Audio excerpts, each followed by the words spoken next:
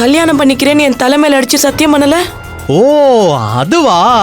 அம்மா நீங்க அன்னைக்கு கோவமா இருந்தீங்க, அதான் உங்களை சமாதானப்படுத்துறதுக்காக அப்படி சொன்னேன். அதுக்காக என் தலையில அடிச்சு சத்தியம் பண்ணுவியா? ஓ, நான் எக்கேடு கெட்டு போனா உனக்கு என்ன? அம்மா நான் செத்தா கூட கவலைப்பட மாட்டேன். சாதாரணமா என் தலையில அடிச்சு சத்தியம் பண்ணிட்ட. ஐயோ அம்மா, எப்படி சரவணா உனக்கு இப்படி மனசு வந்துச்சு? என்னம்மா அது? ஏமா இப்படி எல்லாம் பேசுறீங்க? பின்ன உன்னை பெத்தவளா இருந்தா இப்படி பண்ணிருப்பியா?